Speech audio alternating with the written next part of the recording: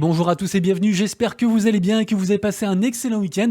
Bienvenue pour votre rendez-vous quotidien qui parle de toute l'actualité NFT, blockchain gaming, PP et Metaverse. C'est donc tous les jours, ça dure un petit quart d'heure et on est parti directement. Petite transition. Évidemment, juste avant, n'hésitez pas à donner de la force à la chaîne. Merci beaucoup d'ailleurs parce que vous êtes vraiment des amours. La chaîne est en train d'exploser, donc vraiment merci beaucoup à tous ceux qui le font. Bien sûr, je rappelle l'abonnement pour être notifié en cas de nouvelles vidéos, le petit pouce en l'air aussi qui booste l'algorithme de YouTube et bien sûr aussi les commentaires, soit d'encouragement, soit pour me dire aussi ce que vous avez pas aimé, ce que vous voudriez que je change. Je lis tout le monde, je suis à l'écoute de tout le monde et du coup c'est grâce à vous que je progresse, donc vraiment merci beaucoup.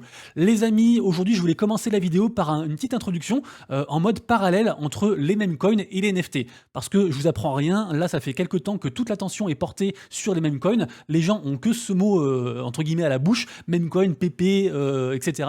Et du coup je me suis dit, moi je suis pas trop un gambler, je suis plus un investisseur, mais est-ce qu'il n'y a pas un projet qui serait en lien à la fois avec un meme coin, à la fois avec les NFT et aussi avec de l'utilité. Et du coup, c'est de ça dont on va parler dans l'introduction de la vidéo. Alors juste avant, je vous rappelle le contexte très brièvement, ça va être très facile à regarder. On va aller directement en fait sur le Forecast 500 NFT Index, qui est un petit peu, si vous voulez, les 500 collections NFT qui représentent le marché NFT. Et on voit bien que là, depuis une semaine, il y a tout qui est en train de baisser. C'est vraiment la catastrophe.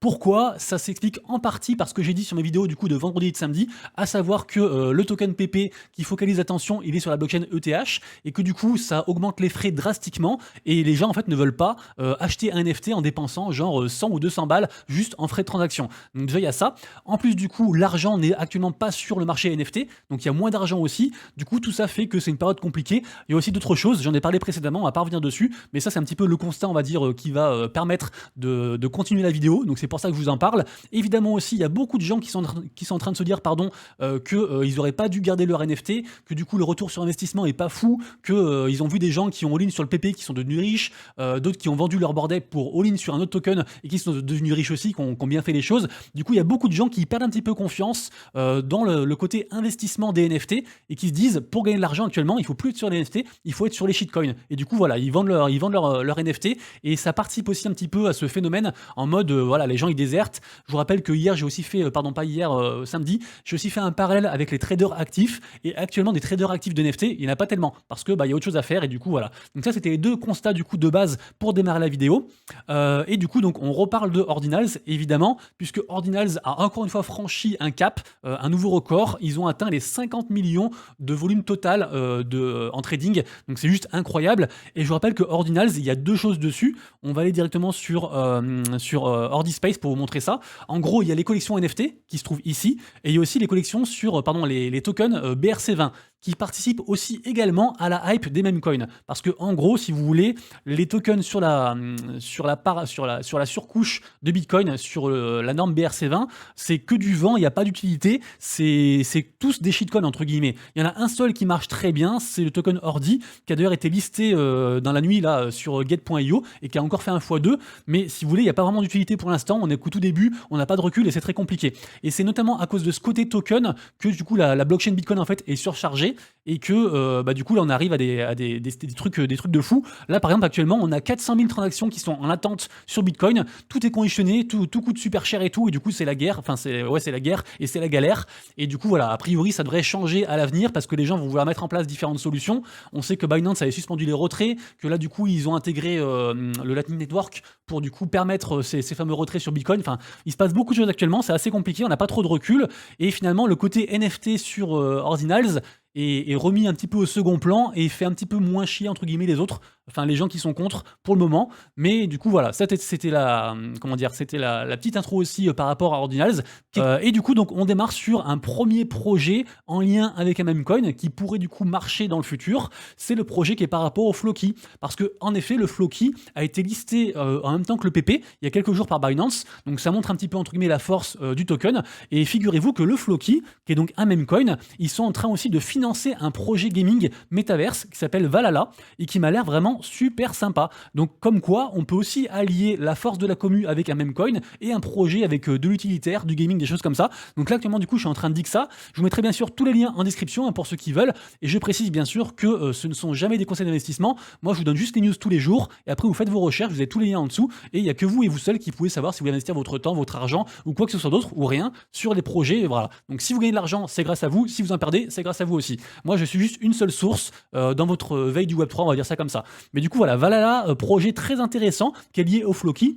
On a également le Tama Dodge qui est un meme coin, bien sûr basé sur la hype du Dodge, mais qui a aussi fait un jeu. Donc il y a un token Tama Dodge et il y a aussi un jeu Tama Dodge, un petit peu en mode arcade. Il y a beaucoup de prix à gagner. Donc alors je pense que je sais plus comment on appelle ça, mais l'espérance de gain elle est négative. Mais en tout cas voilà, ils ont fait des choses quand même et c'est intéressant. Et les tournois, on peut s'amuser. Donc pourquoi pas du coup checker tout ça. Il y a beaucoup de jeux d'arcade en mode Mario.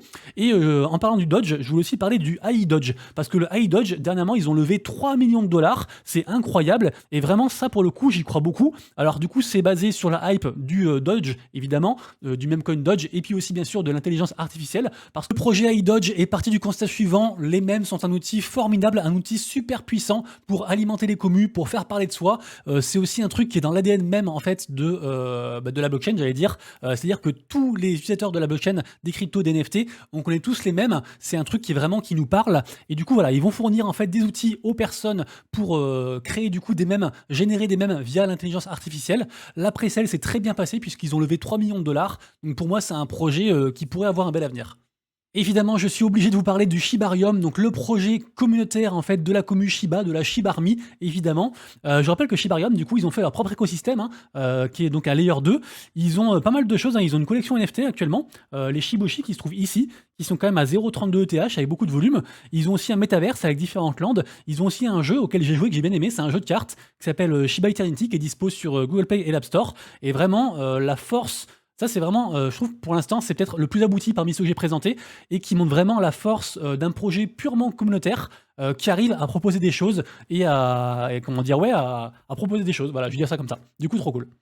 On continue ensuite avec le Bonk. Le Bonk, rappelez-vous, c'était un meme coin qui est arrivé bien avant la hype des meme coins de maintenant, puisque c'est un meme coin sur Solana qui est arrivé, je crois, il y a environ 4 mois ou 5 mois, un truc comme ça, peut-être même plus encore. Et bon, ça avait cartonné, pas de souci. Depuis, du coup, c'est un petit peu la galère. Et en fait, c'est un des rares meme coins qui n'a pas performé pendant la hype actuelle des meme coins. Et pourtant, ils buildent de l'utilitaire, ils font pas mal de choses. Donc je pense que ça reste un token intéressant. Bien sûr, moi je suis pas du tout spécialiste de token, donc je dis juste ça, que moi ça me semble intéressant, parce que du coup il y a de l'utilitaire derrière. Et en fait, dernièrement, ce projet-là, il avait été donné à la commu, parce que c'était en mode, voilà, c'est un projet communautaire, tout le monde œuvre dans une direction, on est content, tout ça. Et en fait, ils se sont aperçus que en fait, ça allait nulle part, et qu'il n'y avait pas de tête pensante, et que du coup, le truc est en train de péricliter, et qu'il fallait changer les choses. Du coup, on a la boîte Omni Creative, qui est la boîte à la base qui est derrière les NFT Bonks, qui sont donc les NFT qui ont été créés juste après du coup le meme coin pour surfer sur la hype. Ils avaient explosé et là c'est quasiment à rien. Il y a une grosse supply et puis ça coûte presque plus rien, ça coûte 0,6 sol. En tout cas, du coup, la boîte qui s'appelle Omni Creative, qui a créé cette collection-ci, a repris les droits en fait sur du coup la collection meme coin qui s'appelle donc Bonk. Et du coup, on espère que maintenant, ils vont avoir des lignes directrices, des vraies applications avec de l'utilitaire. Et notamment, il y a une petite rumeur qui dit que ça devrait être intégré très prochainement au Solana Mobile, donc le téléphone Saga qui est sorti dernièrement, et que du coup, de plus en plus, comme ça, en fait, Solana devrait incorporer le token Bonk à plein d'écosystèmes qui gravitent autour de Solana. Donc ça reste du coup aussi, je pense, un projet intéressant, que ce soit du côté NFT ou du côté token. Et on finira cette petite intro, pour pas que ce soit trop long, on finira du coup sur Matt Fury, puisque Matt Fury, vous le savez peut-être pas, mais c'est le créateur du PP, mais du PP, pas le token, du PP, le personnage. À la base, c'est juste un personnage qui était un peu un personnage en mode satirique, et en gros, ça a été un truc qui a été repris après, qui a été politisé, et du coup, Matt Fury, il a fait plein de procès à tout le monde. Je crois qu'il a fait genre une 50aine de procès, etc. Enfin, c'est un mec qui n'hésite pas à poursuivre les gens. Il est aussi très impliqué dans tout ce qui est Web3, notamment il a fait des NFT aussi, et on sait très bien du coup l'importance du personnage PP dans le monde du Web3. C'est devenu un truc incontournable entre guillemets. Il y a beaucoup de collections NFT qui se basent sur l'image du PP, et Matt Fury est d'accord avec ça, mais on ne sait pas s'il est d'accord avec le token PP. Du coup, peut-être qu'il peut y avoir des implications légales avec ce fameux token PP, et que du coup le token PP pourrait en pâtir. En tout cas, il y a un vrai lien entre les mêmes coins, le PP bien sûr, mais pas que, et aussi les NFT et le monde du Web3 parce que du coup forcément aussi, comment dire, la finance qui est liée à tout l'ensemble, elle bascule un petit peu à chaque fois sur chaque pôle, comme je disais, entre du coup, je sais pas, les altcoins, les meme coins, le BTC, l'Ethereum, les NFT, tout ça, il y a un petit peu tout qui transite, un petit peu comme des vases communicants. Et du coup, c'est très intéressant de voir comme ça les interactions entre tout ça et comment aussi on peut sortir un petit peu son épingle du jeu. Donc voilà, j'espère que du coup cette intro vous a plu, que c'était pas trop long. Dites-moi dans les commentaires. Mais pour finir, je dirais que pour moi, là, il y a trop de gens qui créent trop de tokens de partout. Donc je pense qu'on va rebasculer sur une nouvelle méta.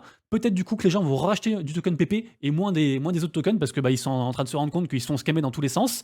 Et peut-être aussi que du coup il y aura de nouveau une hype au niveau NFT via le PP ou via autre chose et qu'après ça rebasculera. Sous-entendu, peut-être que c'est le bon moment pour acheter des NFT type blue chip parce qu'ils sont vraiment très peu chers, même si les gaz sont assez élevés, entre guillemets, souvent c'est buy the rumor, sell the news, achète la peur et puis vend l'effervescence. Donc peut-être qu'on est comme ça dans un moment charnier. Dites-moi ce que vous en pensez, mais moi je pense qu'il y a des opportunités et qu'il faut savoir aussi les saisir et les déceler, mais bien sûr se renseigner aussi et pas être trop pressé. Allez, on enchaîne cette fois-ci maintenant avec les vraies news entre guillemets. Ça va aller vite, vous inquiétez pas. Première très très grosse news aujourd'hui, c'est que la bourse de New York va lancer une plateforme NFT. Vraiment c'est incroyable, j'étais sur le cul quand j'ai appris ça, parce que autant vous dire que s'ils font ça, et ils veulent le faire pour 2023, et ça va rebooster bien sûr le marché parce que ça reste une grosse institution et après apparemment aussi ils veulent mettre en place des trucs innovants qui n'ont jamais été vus ailleurs pour l'instant sur les places de marché actuelles. Donc vraiment ça promet du lourd, donc on essaiera de suivre ça, mais vraiment c'est une grosse dinguerie.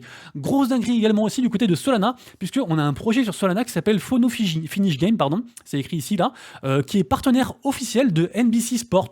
Et franchement, NBC, mais c'est un délire quoi. 1 million de followers, c'est un truc omniprésent pour les Américains. Donc le fait de faire un partenariat comme ça, c'est incroyable. Et en gros, du coup, la boîte va sortir une espèce de simulation 3D en fait de la course de cheval du Kentucky. Donc le derby du Kentucky, qui a donc des millions, comme il dit là, hein, il y a des millions de personnes qui regardent ça. Donc c'est juste une exposition incroyable.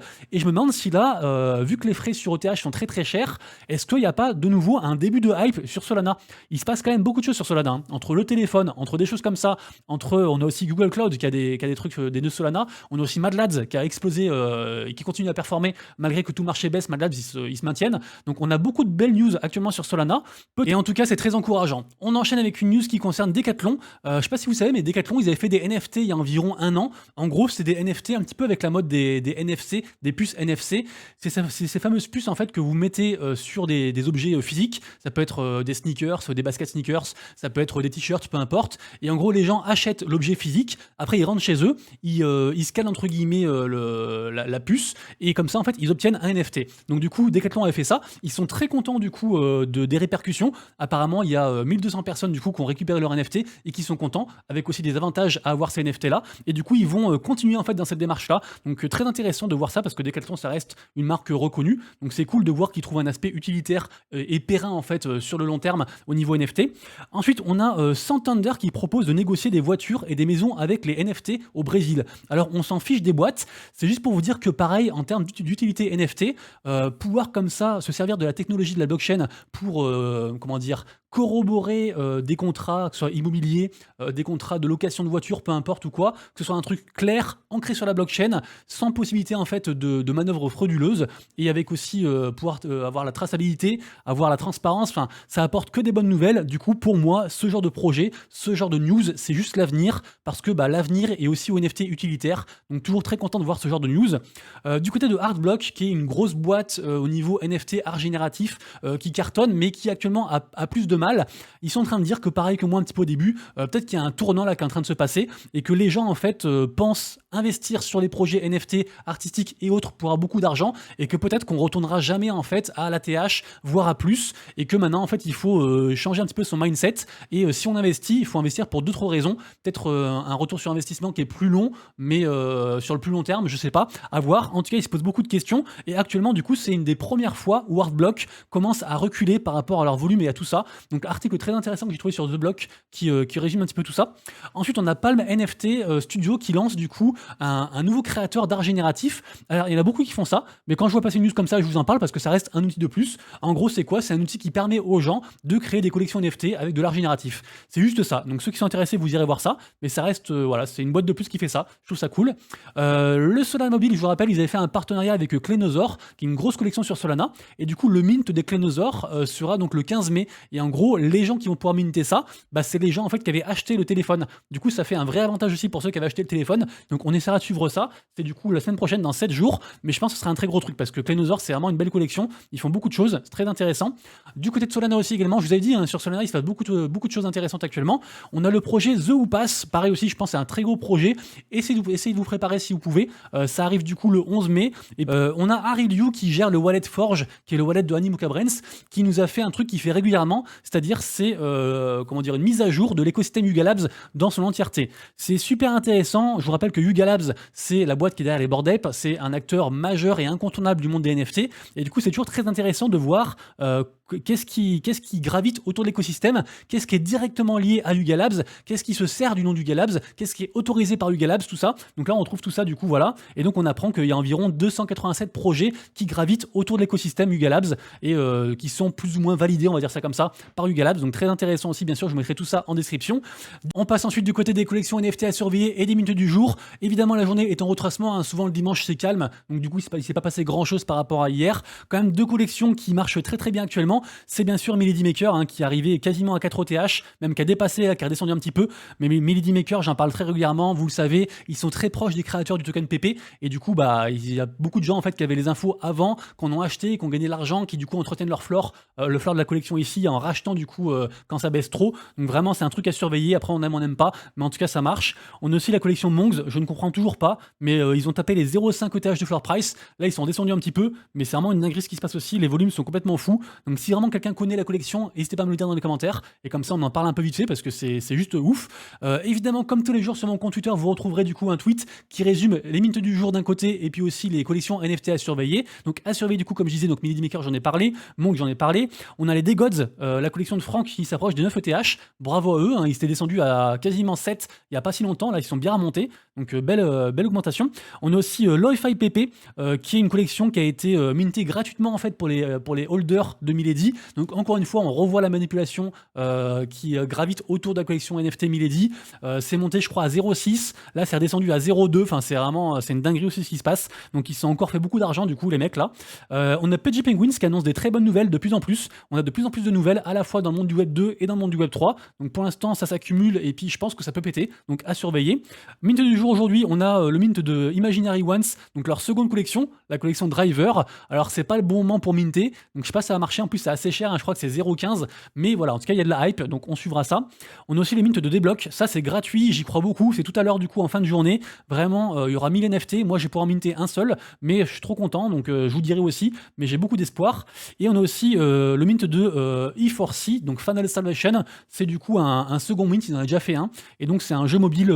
C'est un MOBA. Et donc là, ce sera un play to earn en mode free mint, mais que pour les whitelistés. Donc, du coup, pour nous, c'est mort. Moi, je suis pas whitelisté non plus. Mais peut-être que, du coup, au secondary, ça peut être intéressant de racheter. C'est pas trop cher. Ça, c'est vous qui voyez. C'est à vous de vous renseigner. Également aussi à surveiller, bien sûr, Mad Lads, vu que toujours en numéro 1 sur Solana, qui arrive bien à encaisser d'ailleurs cette baisse du marché NFT. Eux, pour l'instant, du coup, ils stagnent, ce qui est plutôt du coup une bonne nouvelle actuellement. Également aussi, on a Huggies, je voulais en parler parce que Huggies, ça a beaucoup baissé et ça fait que baisser. Donc il y avait beaucoup de hype, c'était monté genre à 20 ou 25 soldes de floor price, et là c'est beaucoup redescendu. Du coup, pour ceux qui croient au projet, ça peut être peut-être un bon point d'entrée, c'est vous qui voyez. On va ensuite parler des NFT sur Sui, vous le savez, hein, c'est une galère, il n'y a rien qui marche sur Sui, enfin côté NFT, hein, parce qu'apparemment côté autre que NFT sur Sui, ça marche pas mal, les gens build ils sont contents, le token il se maintient, mais vraiment côté NFT, je suis dégoûté, parce que j'avais beaucoup d'espoir et il n'y a vraiment rien qui a marché. Là je suis en train de voir du coup une nouvelle marketplace Launchpad que je connaissais pas, qui s'appelle Tosen. Apparemment c'est un gros truc aussi, je sais pas pourquoi j'étais passé à côté, mais en tout cas ils mettent en avant pas mal de projets gaming aussi sur Sui, donc voilà, je check ça, mais voilà, je suis un petit peu déçu. J'ai appris aussi, il y avait un gros mint aujourd'hui normalement sur Sui qui s'appelle les Suidino, peut-être le top 3 des projets NFT sur Sui, ça a été reporté parce que bah évidemment il n'y a pas de hype côté NFT, donc ils veulent pas prendre le risque de foirer, donc je vous dirai quand ça sortira, mais normalement ça devait sortir je crois sur Bluemove, je crois, Suidino, enfin je vous redirai. Pareil aussi, je suis en train de dire que la collection Ahoy, qui est une collection sur Sui, qui bénéficient d'une belle hype. Alors, on n'a pas encore d'annonce, mais en fait, ce qui est bien, c'est que eux, si vous voulez, ils sont validateurs de la blockchain. Du coup, à chaque transaction, entre guillemets, ils gagnent de l'argent. Donc, ils ont déjà une source pour, on va dire, alimenter le projet. Donc, ça peut être un bon point. Après, mauvais point, on dirait tous des persos Luffy. Donc, du coup, au niveau de l'art, c'est pas très original. Mais en tout cas, voilà, la commu est pas mal. Et ça reste, je pense, un truc aussi à surveiller. À surveiller aussi également la collection Stork, qui ont essayé du coup de cut la supply. Donc, ils vont peut-être faire une supply à 5000, je sais pas. Mais du coup, ils vont baisser ça. Pareil, c'était aussi une grosse collection sur Sui. J'avais beaucoup d'attentes. Moi-même, j'en ai minté 5. Et du coup, voilà, là, ça mine de plus. C'est un peu la merde. Donc, on verra s'ils arrivent à récupérer le projet dans le bon sens. Autre chose aussi concernant Mad Lads, vous le savez, ils sont validateurs de la blockchain Solana depuis environ 3 semaines. Et là, du coup, j'ai appris qu'ils avaient franchi le cap des 1 million de dollars stackés du coup sur leur validateur. Donc, ça montre aussi la confiance des gens. Donc, vraiment, c'est une collection auquel je crois beaucoup, Mad Lads. Vraiment, j'y crois. Donc, du côté de la blockchain Elrond Multivers X, on a toujours Coco qui marche bien. Ils sont à 4,5 EGLD quasiment de floor price. Donc, bravo à eux, ils continuent à build et tout. Donc, je suis très content de voir ça. On passe ensuite du côté blockchain gaming avec le projet Fusionist.